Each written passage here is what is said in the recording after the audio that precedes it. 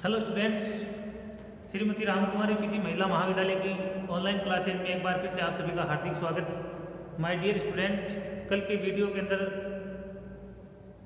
कल का जो वीडियो था अपना छोटा था और वायुदाब वाला जो टॉपिक था वो अपना बहुत ही कम हो पाया था। आज अपन इस वायुदाब वाले चैप्टर को पूरा कर लेंगे। तो चलिए अपन शुरू करते हैं। वायुदाब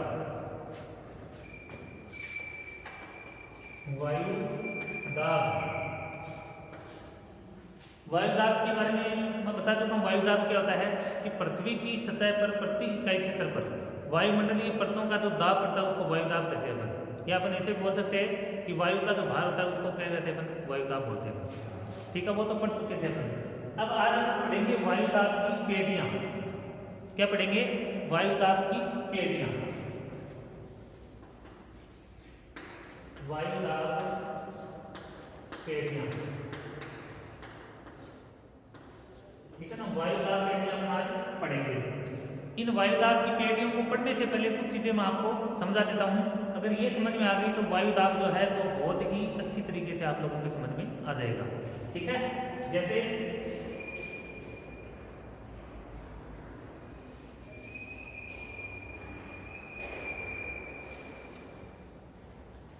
ये अपनी पृथ्वी है, ठीक है, और 0 डिग्री रेखा है। ये अपनी पृथ्वी है और इस पृथ्वी पर जैसे ग्लोब के आकार की है तो 0 डिग्री जो रेखा होती है इस रेखा को हम कहते हैं भूमध्य रेखा। भूमध्य रेखा या इसको विषुवत रेखा भी कहा जाता है। विषुवत रेखा के नाम से भी इसको जानते हैं। इसके बाद में देखो यहां पर एक रेखा और 23.5 डिग्री, इसको बोलेंगे अपन मकर रेखा। और मकर रेखा के नीचे एक 66.5 डिग्री रेखा और है, इसको बोलेंगे अपन अंटार्कटिक वर्ग।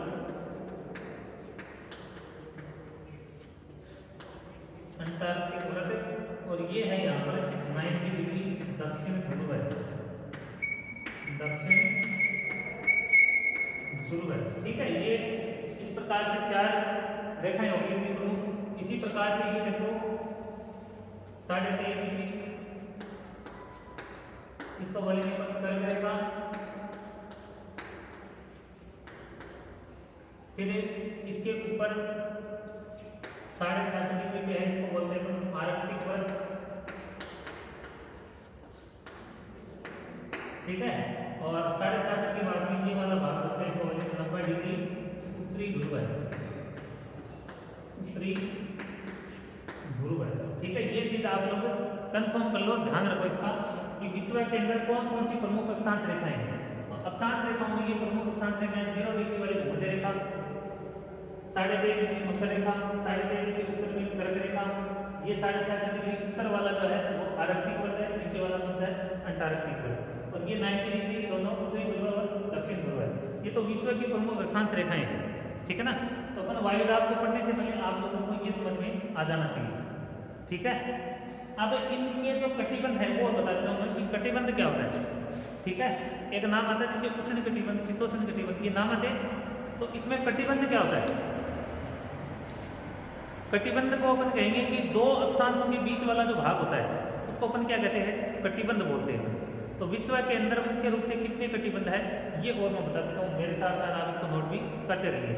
जैसे ये 23.5 डिग्री वाला भाग जो है, 23.5 डिग्री दोनों भागों के अंदर उत्तरी और दक्षिणी गोलार्ध 23.5 से 23.5, ये वाला जो भाग है इस भाग में सूर्य की किरणें ज्यादा पड़ती है, जिसकी वजह से यहाँ पर गर्मी भी क्या रहती है? ज्यादा। इसलिए इस भाग को कहा जाता है उष्ण कटिबंध। इस भाग को क्या बोलते हैं? उष्ण कटिबंध। अब ध्यान रखना, ये समझ में आना बहुत जरूरी आप लोगों के कि 23.5 से 23.5 के बीच में कौन सा कटिबंध है? तो उष्ण कटिबंध। फिर देखो 23.5 से 66.5 के बीच वाला भाग जो है इसको बोलते हैं शीतोष्ण कटिबंध।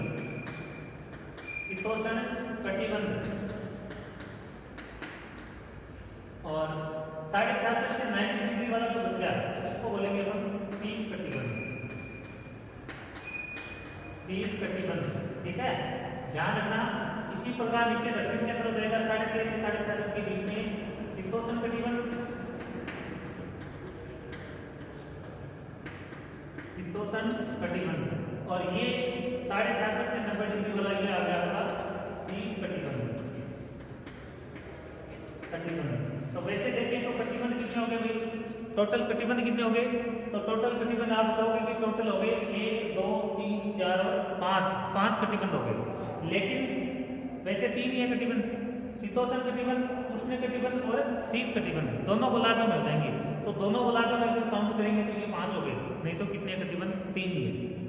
ठीक है, अब इनको उष्ण कटिबंध कहा जाता है। इसका मतलब इस कटिबंध के अंदर गर्मी ज्यादा रहती है, मतलब सूर्य का तापमान क्या रहता है, ज्यादा मिलता है, इसकी वजह से इसको उष्ण कटिबंध कहते हैं। और सूर्य की उत्तरायण होने की अधिकतम सीमा जो है वो 3.5 डिग्री कर्क रेखा और मध्य रेखा है, इसके ऊपर नहीं जाता है। इसकी वजह से इस भाग के अंदर थोड़ी सूर्य की किरणें कम पहुंचती है, इसको बोलते हैं शीतोष्ण कटिबंध। ठीक है ना, यहाँ पर सर्दियाँ ज्यादा पड़ती है और गर्मी जो है वो ग्रीष्म ऋतु छोटी होती है। इसी प्रकार 7.5 से 90 डिग्री वाला ये भाग जो है इसको बोलेंगे अपन शीत कटिबंध। यहाँ पर लगातार सर्दियाँ पड़ेंगी क्योंकि सूर्य की किरणें तेजी से पहुंचती है। और आप लोगों ने सुना होगा कि 6 महीने का दिन और 6 महीने की रात, मतलब ये 6 महीने का रात दिन, 6 महीने का जब यहाँ पर दिन होता है तो यहाँ पर 6 महीने की क्या होती है, रात, और यहाँ पर जब दिन होता है तो यहाँ 6 महीने की क्या हो जाती है, रात हो जाती है। ये दिन रात होना सर्दी दिनों में होने का कारण ये है, सूर्य है अपना, सूर्य से होता है। जैसे सूर्य की किरणें ये 3 रेखा है, देखो सूर्य यहाँ पर सीधा चमकता है, 6 महीने उत्तरायण होता है और 6 महीने दक्षिणायन होता है। तो जब ये सूर्य दक्षिणायन हो रहा है, दक्षिणी गोलार्ध में जा रहा है तो दक्षिणायन बोल देंगे इसको। तो जब ये दक्षिणायन हो रहा है तो सूर्य की किरणें जो यहाँ तक नहीं पहुंच पाती है, उसकी वजह से इस भाग में क्या होता है, 6 महीने रात होती है लगातार, और यहाँ पर लगातार दिन होता है क्योंकि यहाँ पर सूर्य की किरणें सीधी पड़ रही है इस पोल पर, तो उसी की वजह से यहाँ पर दिन रात होते हैं। इसी वजह से उत्तरी गोलार्ध में चला गया उत्तरायण तो यहाँ पर सूर्य की किरणें पहुंच पाती है, इसलिए यहाँ पर रात होती है, इधर क्या हो गया, दिन हो गया। तो थोड़ी सी ये चीज़ आपको ध्यान में रखनी है। कौन सी, जो मैंने अभी आपको ये बताई है। एक तो ये भूमध्य रेखा, कर्क रेखा, मध्य रेखा, अंटार्कटिक और आर्कटिक, ये ध्यान में रखना है, और दूसरा एक कटिबंध ध्यान में रखना है। समझ में आया होगा आप लोगों की, ठीक है। अब देखो आगे,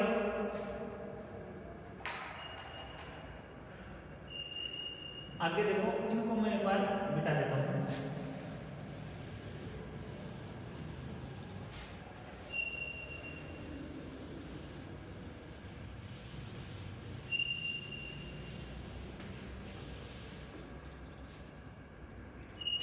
देखो वायुदाब की जो पेटियां होती हैं, 2 प्रकार की पेटी होती है।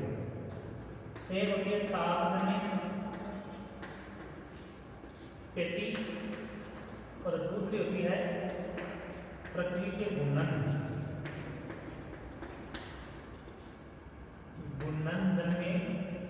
पेटी।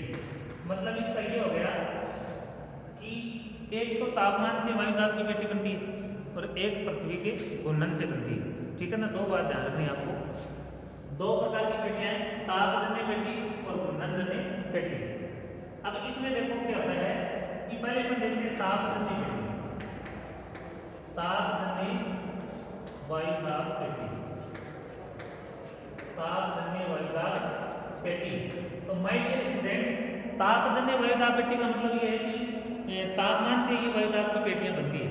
अब आप लोगों को ध्यान क्या रखना है कि जिन क्षेत्रों में तापमान ज्यादा होता है, जहां पर तापमान ज्यादा होता है, तापमान के ज्यादा होने के कारण, तापमान के ज्यादा होने के कारण क्या होता है, वायु जो है गर्म होती है और गर्म होकर वो हल्की हो जाती है और ऊपर उठ जाती है। समझ में आ रही है? मतलब जिन क्षेत्र के अंदर तापमान ज्यादा हुआ, तापमान ज्यादा होने के कारण वहां पर हवा क्या हो जाएगी, गर्म, और गर्म हवा क्या करेगी, ऊपर उठेगी। तो ऊपर उठने के कारण वहां पर दाब कौन सा बन जाएगा, न्यून दाब। ध्यान रखना, जहां पर तापमान ज्यादा होता है वहां पर न्यून दाब बनता है, और जहां पर तापमान कम होता है, इस कम तापमान के अंदर वायु भारी हो जाती है, और भारी वायु जो है वो पृथ्वी की सतह पर ही बनी रहती है, जिसकी वजह से उस क्षेत्र में वायुदाब क्या रहता है भाई, ज्यादा होता है। तो ध्यान रखना, वायुदाब, तापजन्य वायुदाब की 2 पेटियां हैं। तापजन्य वायुदाब की कितनी पेटियां हैं, 2 पेटी। अब वो 2 पेटी बताता हूँ कौन कौन सी आती है। पहली जो है, पहली पेटी है, इसको बोलते हैं अपन विषुवत रेखीय, विषुवत रेखीय या भूमध्य रेखीय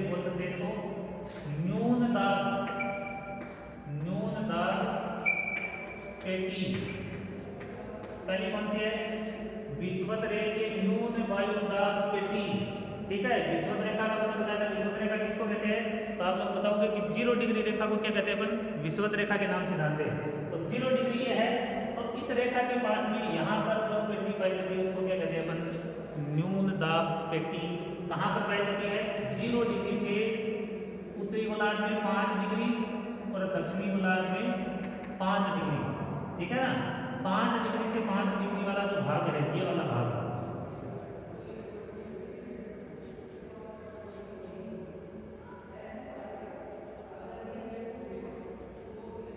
ये वाला भाग जो है यहाँ पर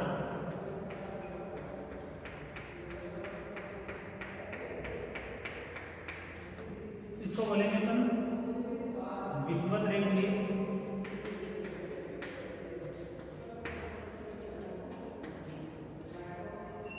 न्यून दाब, न्यून वायु दाब, न्यून वायु दाब पेटी। समझ में आ गया आपके। देखो इस भाग के अंदर 0 से 5 डिग्री दोनों भागों के अंदर 5-5 डिग्री वाला भाग जो है ना, इस भाग में तापमान हमेशा क्या रहता है, ज्यादा। और इसका कारण भी मैंने बताया था आपको, यहाँ पर तापमान ज्यादा क्यों होता है। देखो अगर नहीं है समझ में आया तो मैं दोबारा बताता हूँ कि तापमान यहाँ से रहता है। जैसे मान लो ये अपनी पृथ्वी है और ये 0 डिग्री रहता है और ऊपर है 23.5 डिग्री और नीचे भी कितनी है 23.5 डिग्री। तो इस प्रकार से 23.5 वाला समझ में आना, कर्क और मकर रेखा। अब देखो सूर्य क्या होता है, सूर्य जो है जैसे यहाँ पर सूर्य आ रहा है, ठीक है, सूर्य जब यहाँ पर रहता है तो यहाँ पर दिन रात बराबर होते हैं और 0 डिग्री पर तापमान भी क्या रहता है, ज्यादा रहता है, ठीक है ना। तो यहाँ पर सूर्य की किरणें लगातार सीधी पड़ेगी, लेकिन सूर्य 6 महीने उत्तरायण होगा और 6 महीने क्या होगा, दक्षिणायन। तो दक्षिणायन उत्तरायण होगा तो भी इस भाग के अंदर को ज्यादा प्रभाव नहीं पड़ेगा, ठीक है ना। गर्मी तापमान इसको क्या मिलेगा, ज्यादा।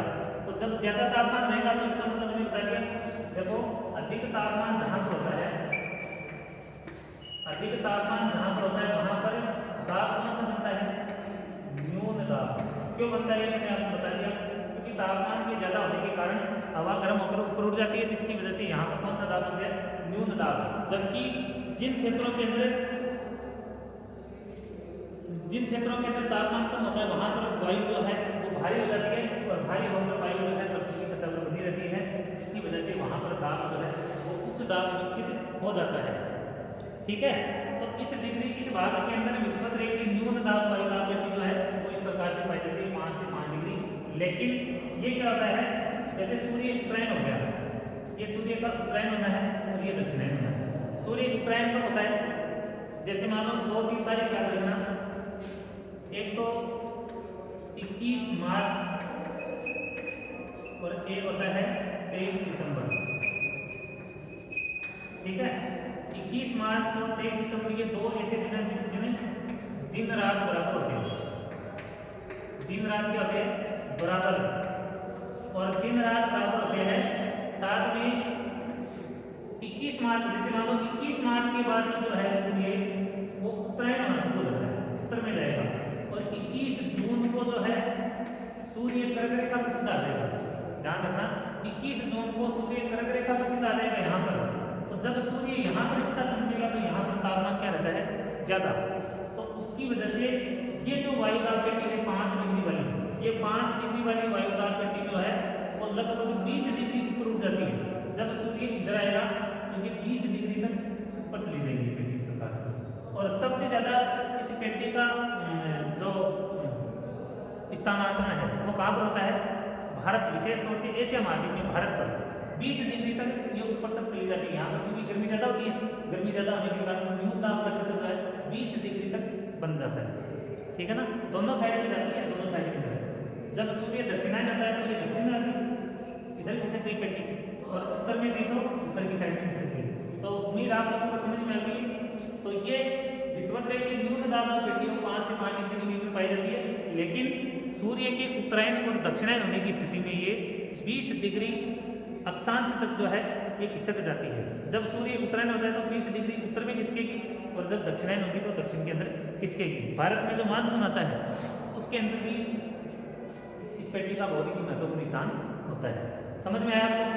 पहली पेटी विषुवत रेखा की न्यून दाब पेटी, ठीक है। दूसरी बात देखो यहाँ पर क्या होता है कि इस पेटी के अंदर जिसकी खासियत क्या होती है, हवाएं जो है बहुत ही मंद गति से चलती है, बहुत मंद गति से हवाएं है बहुत मंद गति से चलती है, और मंद गति से हवाएं चलने के कारण इस पेटी को डोलड्रम पेटी कहा जाता है, डोलड्रम पेटी कहा जाता है। ठीक है ना। हवाएं जब धीरे धीरे चलती है इस भाग के अंदर, तो इस पेटी का क्या नाम है, 5 से 5 डिग्री वाले को डोलड्रम पेटी कहते हैं। कारण इसका हवाएं जो है मंद गति से चलती है, किधर से किधर चलती है, तो आप लोग कहोगे कि पश्चिम से पूर्व की ओर चलती है, पश्चिम से पूर्व की ओर। इनको पछुआ कोने भी कहते हैं, पछुआ कोने बोलते हैं ना।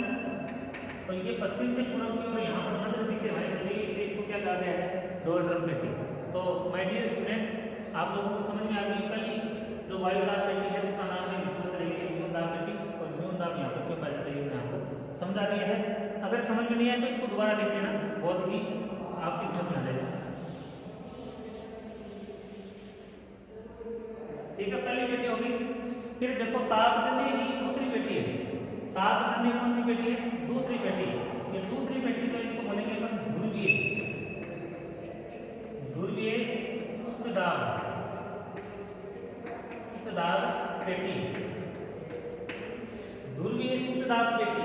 ये कहां पर पाई जाती है, देखो ये ध्रुवीय, ये ध्रुव है, उत्तरी ध्रुव है, दक्षिण ध्रुव है, इन दोनों ध्रुवों पर उच्च दाब पेटी पाई जाती है। देखो कारण क्या है कि जैसे मान लो इस 0 डिग्री से जैसे जैसे अपन ऊपर जाएंगे, इसे अक्षांश रेखाओं की बदल जाएंगे, तो वैसे वैसे तापमान धीरे धीरे क्या हो जाएगा, कम होता जाएगा।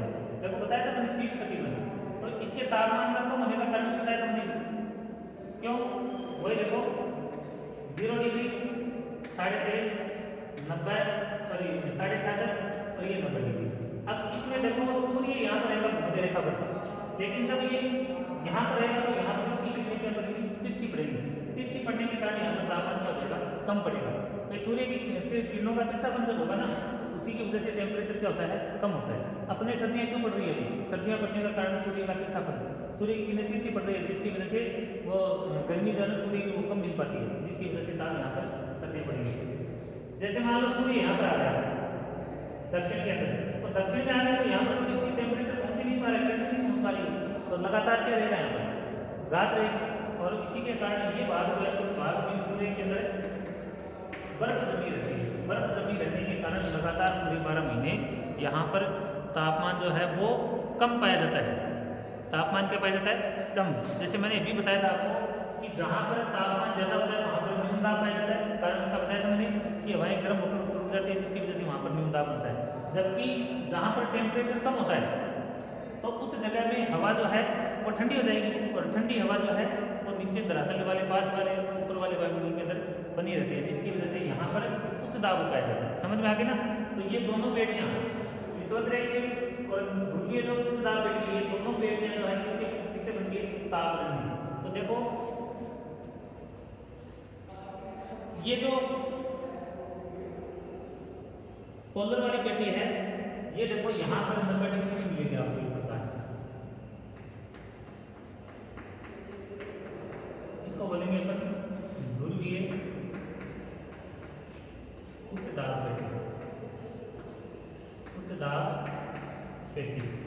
इसी प्रकार दक्षिण के अंदर आ गई, इसको बोलेंगे ध्रुवीय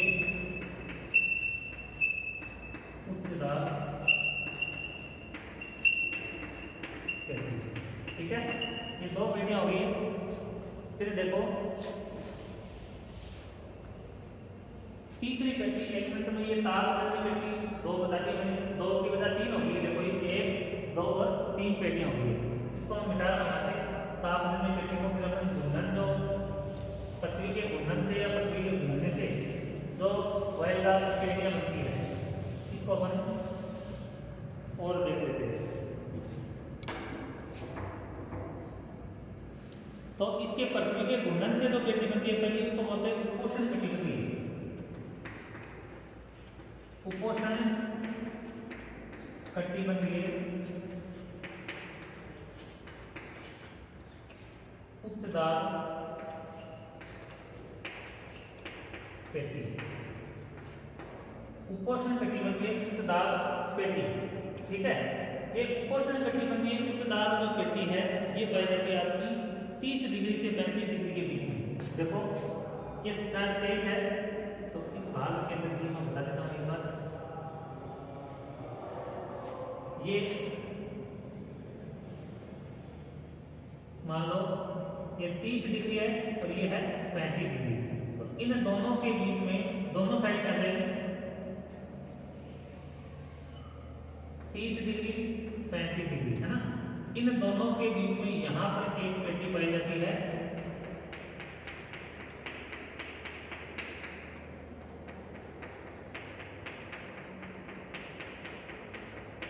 इस पेटी को अपन क्या कहते हैं, उपोष्ण कटिबंध उच्च दाब पेटी। यहाँ पर जो दाब पाया जाता है वो क्या पाया जाता है, उच्च दाब, जबकि यहाँ पर टेम्परेचर ज्यादा होता है। टेम्परेचर क्या होता है, ज्यादा, तो टेम्परेचर ज्यादा है तो न्यून दाब होना चाहिए ना। लेकिन पृथ्वी जब अपने अक्ष पर घूमती है, तो पृथ्वी अपने अक्ष पर घूमती है तो उसको बोलते हैं घूर्णन गति, ठीक है। क्या बोलते हैं, घूर्णन गति। घूर्णन गति होती है, एक परिक्रमण गति होती है। तो घूर्णन गति तो अपने अक्ष पर घूमती है दिन रात घूमते, और परिक्रमण जो गति होती है उसकी, तो वो कौन सी होती है,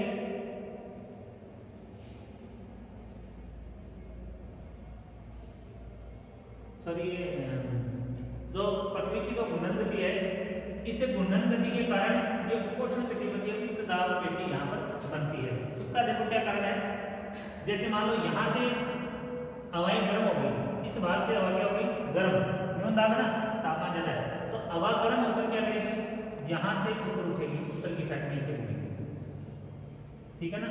एक उत्तर की साइड में जाएगी, एक कहाँ जाएगी, दक्षिण की साइड में।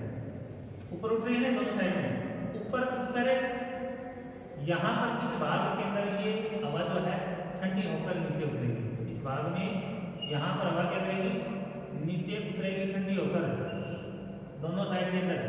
ये गर्म हवाएं जब वायुमंडल में ऊपर जाएंगी तो ठंडी हो जाएंगी, और ठंडी होने के कारण पृथ्वी की घूर्णन गति जब लगातार घूर्णन गति होगी ना, तो घूर्णन गति होने के कारण ये हवाएं जो है इस 30 से 35 डिग्री वाले भाग के अंदर ठंडी हवा नीचे उतरेगी, और ठंडी हवा के नीचे उतरने के कारण यहाँ पर टेम्परेचर क्या हो जाता है, कम हो जाता है, जिसकी वजह से यहाँ पर कौन सा दाब पाया जाता है, उच्च वायु दाब पाया जाता है, ठीक है ना। ये भारी हो जाती है वायु और ऊपर पहुंचकर पृथ्वी के भूगर्भन के कारण ये 30 से 35 डिग्री अक्षांशों के बीच में पहुंच जाती है, नीचे उतर जाती है, जिसकी वजह से यहाँ पर उच्च वायु दाब पाया जाता है, ठीक है ना।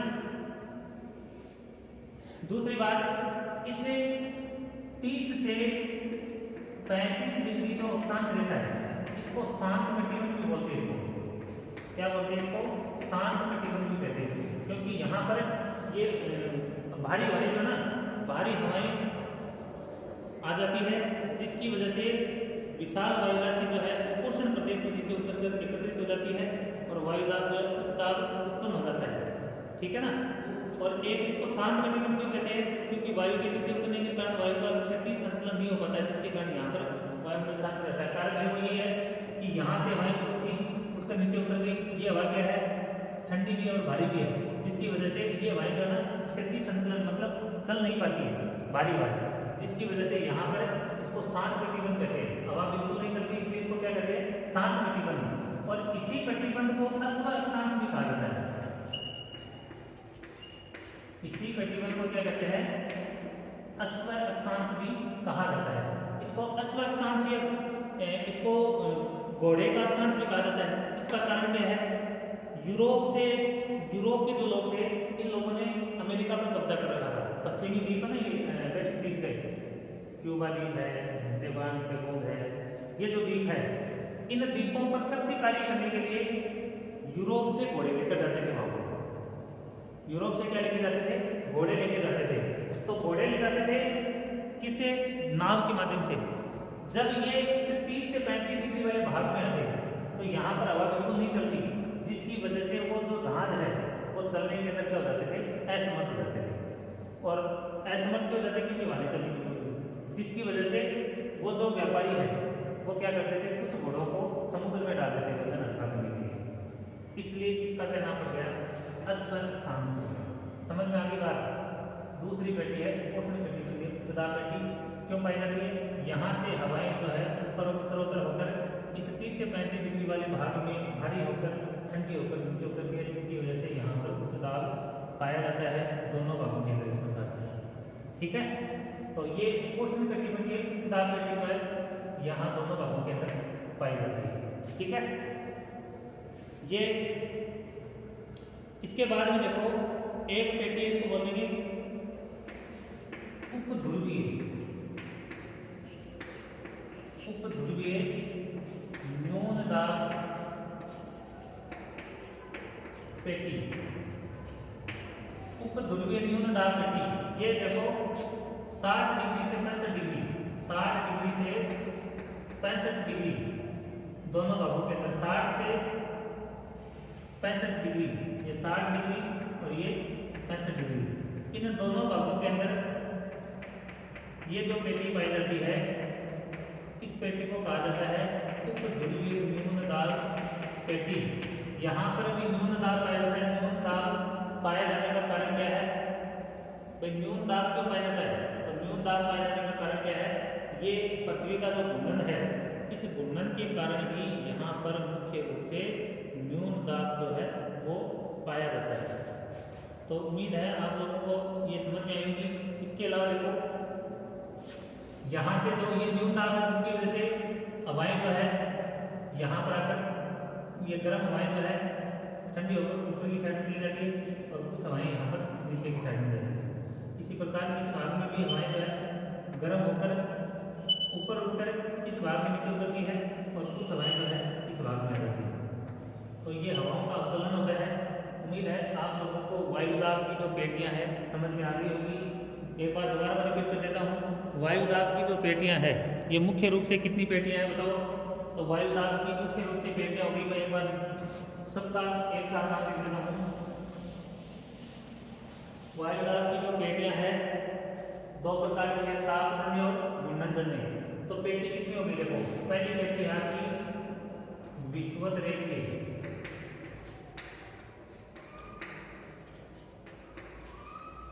न्यून दाब पेटी, ठीक है, पहली पेटी। दूसरी पेटी है उपोष्ण